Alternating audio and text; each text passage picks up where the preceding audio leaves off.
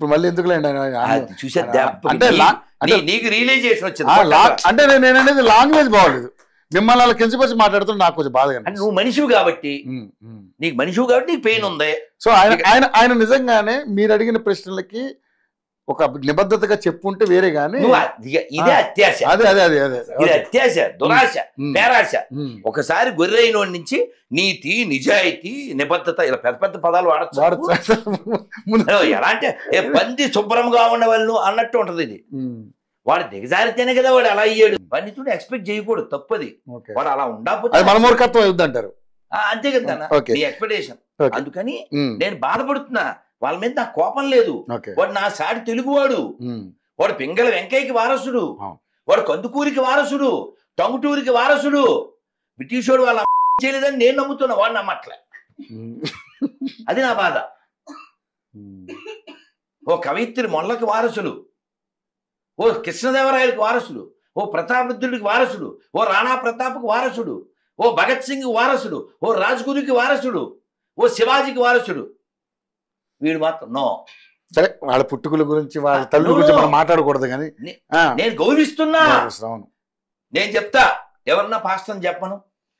క్రైస్తవులని భావిస్తున్నటువంటి వాళ్ళు ఎవరైనా, ఏ పాస్టర్లైనా, ఏ వ్యక్తులైనా, వాళ్ళందరి ఇంట్లో ఆడవాళ్ళు నా తల్లులు. నేను చెప్పా, ఒకసారి వాళ్ళతో చెప్పించు అవుద్దా? అది ఒక్కసారి ఈయన వ్యాఖ్యలకి మీరు ఎలా చూద్దాం, వినిపిస్తా మీకు. సార్ చూడండి, ఒక్క నిమిషం. ఇది ఏమి జరిగిందంటే జీసస్ అనే మనిషిని దేవుడిని చేసుకున్నారు, దేవుడిగా మార్చుకున్నారు. అదేనంటున్నా, దైవ కుమారుడు అవుతున్నారు. ఇప్పుడు మనం వెంకటేశ్వర స్వామిని ఆరాధిస్తాం కదా, కలియుగ దైవం అంటున్నాం కదా. కలియుగం ఎన్ని సంవత్సరాల క్రితం మొదలైంది? 5000. మరి వెంకటేశ్వర స్వామి ఎప్పుడు వచ్చాడు? వచ్చి ఒక 1000 ఏళ్ళు. మరి అంతకుముందు ఎవరున్నారు? అంతకుముందు వెంకటేశ్వర స్వామి లేడు అక్కడ. అదే, ఇంకెవరున్నారు? అంతకుముందు అక్కడ శక్తి ఉంది. శక్తి, ఏ శక్తి?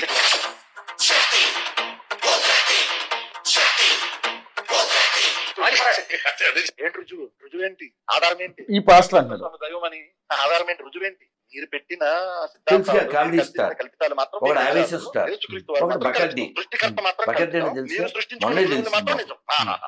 జ్ఞానం ప్రదర్శిస్తున్నారా? మీరు జీసస్ ఎట్లయితే మీరు జీసస్ అనేది వాస్తవం కాదు, అతను ఒక మనిషి అని మీరు అన్నారు కదా, అంతే కదా? జీసస్ అనేవాడు మనిషి అని కూడా నేను అంటలేదు. Creation, it's a creation, right? It's a creation, it's a creation, right? ఒప్పుకుంటా, బట్ ఇట్స్ బిలీఫ్. బిలీఫ్ ఎవరికైనా ఉండొచ్చు, అది అదే అంటున్నా. పాయింట్ బిలీఫ్ కదా. ఇప్పుడు నువ్వు భోజనం చేసావా? ఇంకా లేదు. పోనీ వెళ్ళి తింటావా? తింటా, గ్యారంటీ. శివ, నువ్వు తింటావా? ఏం తినబోతావు? నేను అక్కడ ఇంటర్వ్యూ ఇచ్చి వెళ్ళే ముందు చెప్పావు, రే మీరు ఏదో తెప్పించు తినడం. నేను కేవలం వాటర్ తాగుతా, ఇంతే. రేపు వరకు ఇంతే. నేను ఒక్క భోజనం కాదు కదా. హ్యాపీ అక్కడ.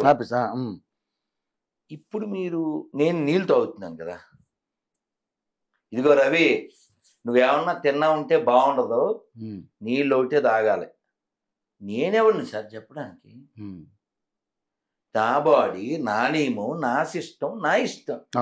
వాడిని బెదిరించడానికి, నిన్ను బెదిరించడానికి నేనేమన్నా అంటున్నా? రే నువ్వు భోజనం చేసావా? బాగుండదు, ఎముకలు నేనెవరిని? ఆడు భోజనం చేయొచ్చు, లేదా పలావ్ తినచ్చు, లేకపోతే టిఫిన్ తినచ్చు, జొమాటో టమాటా బాత్ తెప్పించుకోవచ్చు, వాడి ఇష్టం. నేనెవరిని? Who am? నేనేమన్నా అసలు కదా కదా. సో మేము చెప్తాం నువ్వు జీసస్ నమ్మినా, అల్లాని నమ్మినా మాకు అభ్యంతరం లేదు. నీ పూజా విధానం మాకు అభ్యంతరం లేదు, మేము చెప్పగలం. ఓసారి నువ్వు చెప్పు. నువ్వంటే గొర్రె, నువ్వు చెప్పు. చెప్పరు. అవును, ఎందుకు చెప్పరు? ఇక అదే వాళ్ళు మా షాపులోనే కొనాలి, అర్థమైందా? వ్యాపారం, అర్థం కదా. సో కాబట్టి ఈ వ్యాపార మతాలు వ్యవహారానికి పనికొస్తాయా? ప్రపంచానికి ఎంత దరిద్రం. కుటుంబాలు కూలిపోతాయి. పాపం రావులపాలెం బ్రిడ్జి ఉంది కదా, అవును, దాని నుంచి ఆటో వాడు వస్తున్నాడు. అవన్నీ పేపర్లో అన్ని. 2 పిల్లలు, వాడిని ఎప్పటి నుంచో సతాయిస్తుంది, చచ్చికిరా అని. ఓకే, ఏందే నేను రాను, నాకు శివయ్య దుర్గమ్మ తల్లి ఉన్నారు చాలు అన్నాడు. ఎప్పటి నుంచో కొలుతున్నాం. ఈ మధ్యలో ఈడు ఆటో వేసుకుని వెళ్ళిపోతే ఆవిడికి ఎక్కిచ్చారు. వీటితో గొడవ పడిపోయింది. ఆ బ్రిడ్జి మీద ఆపించి, నువ్వు చచ్చిగా రాకపోతే నేను దూకేస్తాను. ఏంటి దూకేది గాడిగుడు నేను రాను అన్నాడు. దూకేసింది పిల్లలతో. అంత బొగడాది. మరి ఏమనుకుంటున్నావు? మామూలు బొగడా అనుకుంటున్నావా? కుటుంబాలు పోనీ నెట్లో కొట్టిన సొంతమేం సొంతమేం కాదుగా. అవును. ఆ మధ్య ఆఫ్రికాలో మీరు ఉపవాసం చేసి చచ్చిపోండి, మీరు పరలోకం వెళ్తారు అని 300-400 మంది చంపేశాడు వాడు, ఆ పాస్టర్ గారు. అది చచ్చిపోతే బాగుండేది. కేవలం పొట్ట బట్ట ఏముండదు. ఇంకోటి కూడా ఉంది, ఆ పదం వాడకూడదు అంతే. సో అవి ఏం లేదు. నేను నెట్లో కొట్టు, నా సొంతం వెళ్ళే బెల్జియం బ్రిడ్జ్లో ఒక చర్చిలోనే వాళ్ళు కొన్ని వేల మందిని చిన్నపిల్లల్ని నాశనం చేసేసి పెట్టేశారు. కొన్ని వేల మందిని. అది ఏం నేర్చుకోవాలంటున్నా? ఓ మంచి అమ్మ ఉందా? వాడు మంచి అమ్మకి పుట్టి ఉంటే, వాడు మంచి నాన్నకి పుట్టి ఉంటే, వాడు చెప్పిన ప్రకారం వాడి బైబిల్ భాష అయి ఉంటే, అదైతే అది కూడా లేదుగా. ప్రేమ ఎక్కడుంది? ప్రేమ ఎక్కడుంది? నన్ను ఎవరో వేరే ఇంటర్లో అడిగారు, నేను చెప్పాను. ఇప్పుడు నన్ను తిడితే నో యూజ్, లేదా నా మీద ఏదైనా నిర్బంధించడానికి ఇంకో ప్రయత్నం చేస్తే అది ఉపయోగం లేదు. నన్ను శపిస్తే ఉపయోగం లేదు. కేవలం నన్ను జయించాలంటే ఒక్కటే మార్గం, నన్ను ప్రేమించాలంతే. ప్రభాస్ ఏం చెప్పాడు? ప్రేమిస్తే ఏం పోతుంది చూడు, తిరిగి ప్రేమిస్తాడు. మరి ప్రేమించచ్చుగా. మీరు ప్రేమిస్తారా? ప్రేమిస్తున్నాను కాబట్టి కదా వాడిని తిట్టలేదు నేను.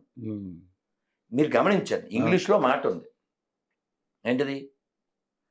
Hate disease not the patient.